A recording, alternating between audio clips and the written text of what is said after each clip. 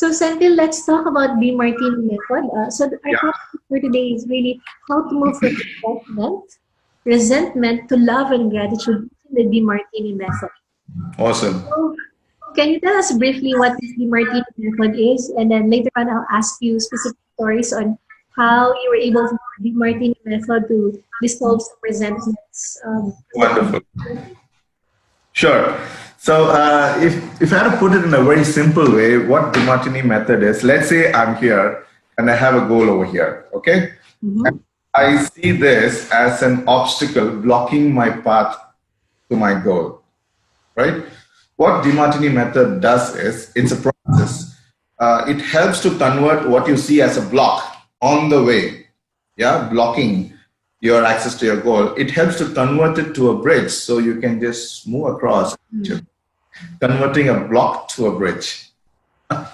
Love it. Awesome. So what it does, let's say in the context of resentment, we gently resent something which we feel as not so good, right?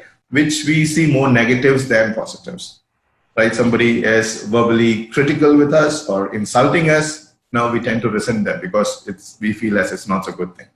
But essentially what the Demartini method does is, when you look, see, resenting somebody, what we do is we are self-exaggerating ourselves, putting themselves down on a pit and saying that, I'm better than you, you're not so good guy, and hating them, right?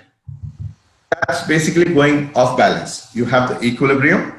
If you're looking up at somebody, then you're looking them above equilibrium and self-minimizing yourself. When you're looking down at somebody, you are self-exaggerating and putting them on pit, right? So again, off balance.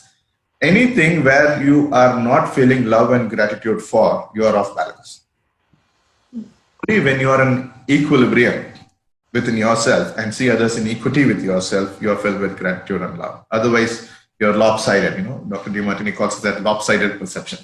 So resentment is something, I'm looking somebody and I hate him because what he's doing or he or she is doing is, something not so nice, right? I don't want that in my life. But when you go deeper, it's only seeing one side. So when I see somebody, I hate somebody, I'm resenting somebody, I feel it's very bad. There's something very good underneath that. Right? As long as I'm seeing only the bad part, I'm missing to see the good part. The process helps to see the good part underneath the bad. And once you see how that resentment is helping you, serving you to grow as an individual and expand your awareness and potential, and suddenly you no more see it as a resentment because you know how it, because once you call it resentment, you feel it's more of a disservice or a drawback or a downside. Once you see the other side, it's no more a drawback because you see the service, you see the benefit, you see the upside, and therefore it becomes neutral, right? And another thing is, what Demartini says is, if you're resenting somebody, that person is showing up in your life to help you own your disowned parts, right? We tend to own all the good sides. When somebody comes and says, Shah, you're so nice, you're beautiful, you are generous, you are always kind, you're always peaceful.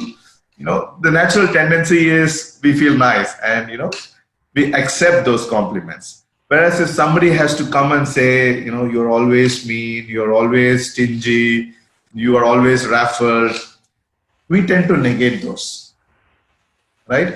Though we may not be always. Sometimes we may be nice, sometimes we may be, mean, sometimes kind, sometimes cruel. We have both the hero and villain within us. But we tend to embrace the hero side and we tend to deflect the villain side to others, right? We don't disown and we say, okay, he is mean or he is cruel, I'm not cruel, right? Whereas only when we see both sides, when we own both sides, our self-worth goes up. So somebody whom we resent is showing up in our life. They are helping us to see the resentment which we are, causing to others. For example, okay, let me take an example. Can I take an example here? Sure. Yeah. So when I was working, there was one of my superiors. I resented badly because he was extremely, kind of a grumpy and major into verbal criticism, insult, something you may want to call it as, arrogant kind of a thing. And that time I saw all negative. I didn't see positive. So I was resenting him. when I went through the Demartini method in the breakthrough experience in November 2017 in Johannesburg, South Africa. So when I went through the process helped me to see how that helped me to grow as an individual. I was so approachable and I didn't have authority. That helped me to balance my approachability with authority.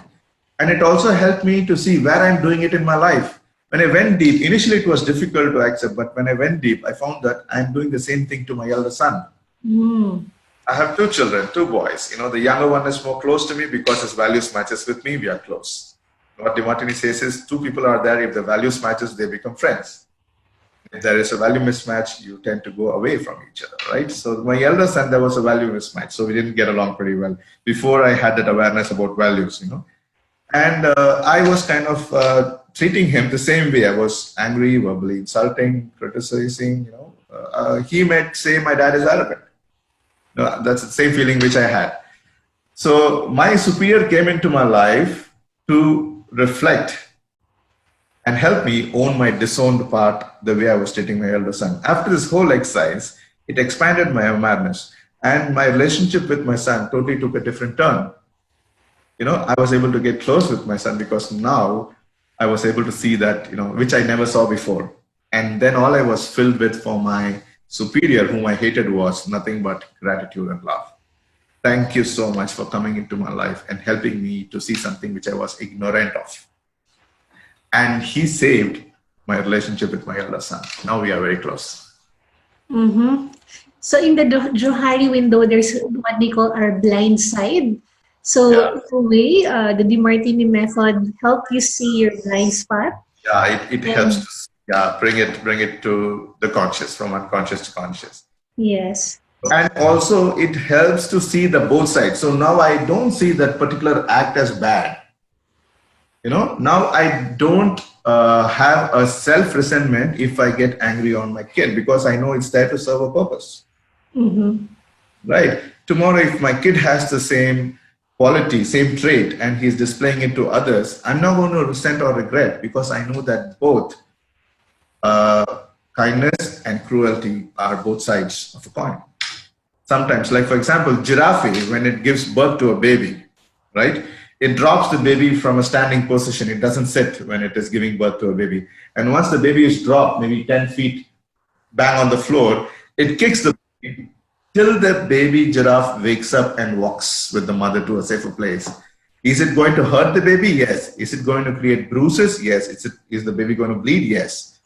In a way, you can say pain or cruel.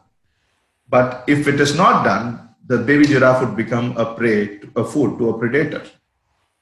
So it's tough love, right? So it's out of love. It's out of love. The mama giraffe is kicking the baby giraffe to move to a safer place. Though it may be temporarily painful, it's for the safety. Yes. Yeah. So emphasis on the word temporary. So the pain is temporary, but the Yes. gift is much, much more valuable than the temporary pain. Absolutely.